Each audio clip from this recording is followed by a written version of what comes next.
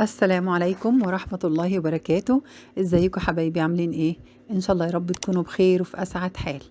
طبعا في الغلا اللي احنا فيه دوت ورمضان داخل علينا، كل عام وانتم بخير وبصحة وبركة في كل حاجة، في مالكم وفي رزقكم وفي اولادكم وفي صحتكم.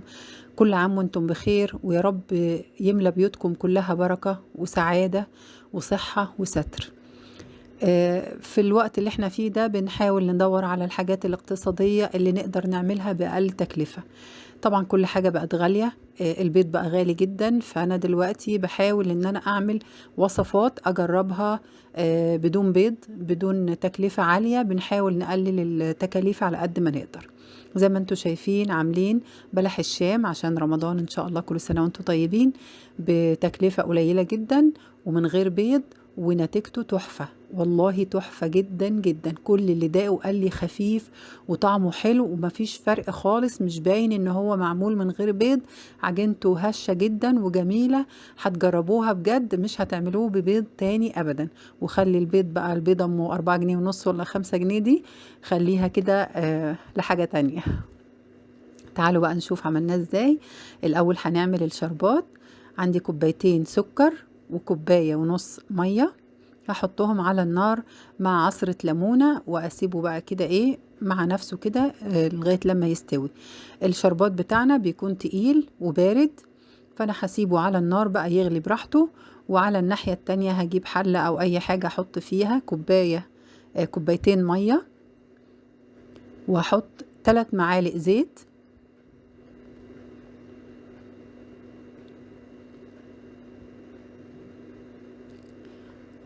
مكوناتنا بسيطة زي ما انتم شايفين: معلقة سكر، ونص معلقة ملح، رشة فانيليا أو فانيليا سايلة اللي موجود عندكم. هقلب بقى المكونات كده واسيبها لغاية لما تغلي. انا عندي هنا الشربات على عين البوتاجاز، هسيبه يستوي براحته. وهنا هحط على المية لما تغلي، هحط كوبايتين من الدقيق، واقلب بقى بسرعة كده لغاية لما تتكون عندي عجينة. هفضل بقى اعجن فيها كده بالمعلقة لغاية لما تبقى عجينة ناعمة وطرية، مش طرية قوي يعني، تبقى ماسكة نفسها يعني. ما تتخضوش لو لقيتوا الدنيا مكلكعة كده او مكتلة. مع العجن بالمعلقة هتبقى زي الفل، وهتبقى عجينة معاكي ناعمة وحلوة جدا. انا دلوقتي مهدية النار خالص، وخلاص كده مجرد بس ما الدقيق يشرب المية هطفي النار، وابتدي ان انا اقلب بالمعلقة كده لغاية لما تتكون معايا عجينة ناعمة زي ما هنشوفها دلوقتي. عندي هنا الشربات خلاص قرب يخلص ويستوي، طفيت عليه. بعد ما طفيت عليه هديله رشة فانيليا.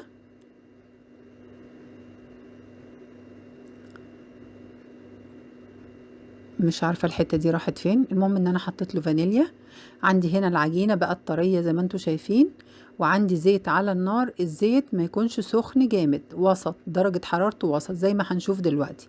شايفين الزيت يعني يكاد يكون بيبتدي يسخن. وعندي القمع بتاع بلح الشام. انا مش هستخدم كيس، لان الكيس الحلواني بتكون العجينة تقيلة فيه فهيتعبني. فبالقمع كده على طول وهشتغل سهلة قوي قوي. ممكن تعمليهم وانت قاعدة وتجهزيهم وبعدين تقومي تقلي على طول. زي ما احنا شايفين كده العجينة في القمع، وبطلع واقطع على طول، مفيش اسهل من كده.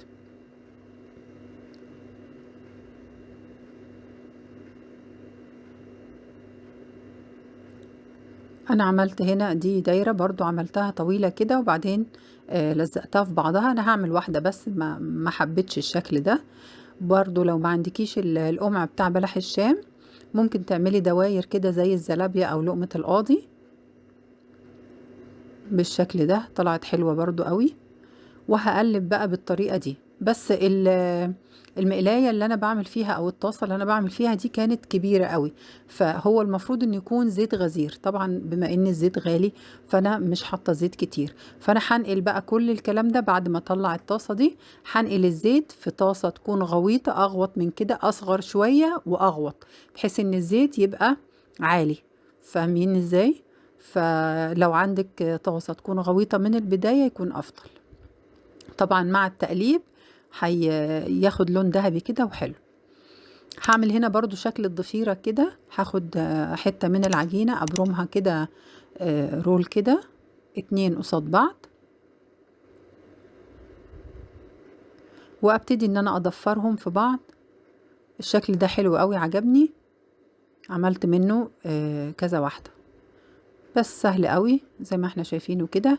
هجهز بقى شوية كده واقلي على طول.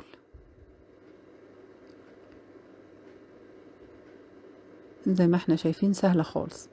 هنا بصوا نقلت الزيت في طاسة تانية، وهاخد بقى بعد ما اخد اللون اللي انا عايزاه هحط على طول على الشربات.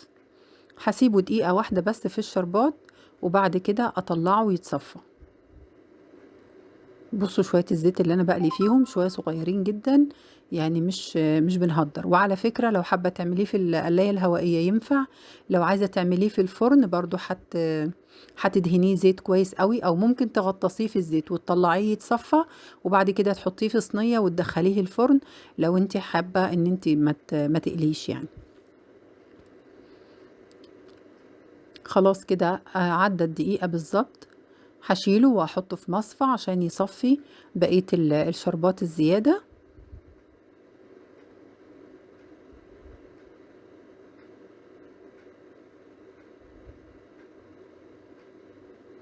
بس هسيبه كده بقى شوية يصفي كل الشربات الزيادة عشان ما يشربش كتير، وخلاص على كده مفيش اسهل من كده. زي ما انتوا شايفين نتيجته تحفة، طريقته سهلة قوي قوي قوي والله، وطعمه جميل جدا. كل اللي داقه قال لي بجد تسلم ايديكي، حلو قوي ومش باين خالص ان هو من غير بيض، ومش محتاجين البيض ان احنا نحطه فيه. حلو قوي، جربوه بالطريقة دي واعملوه بقى في رمضان، وكل سنة وانتوا طيبين. طريقته سهلة وحلوة، وزي ما انتوا شايفين النتيجة بتاعته عاملة ازاي. يا رب يكون الفيديو عجبكم وتجربوه ان شاء الله، وتكتبوا لي رأيكم في التعليقات، وان شاء الله اشوفكم في فيديو جديد.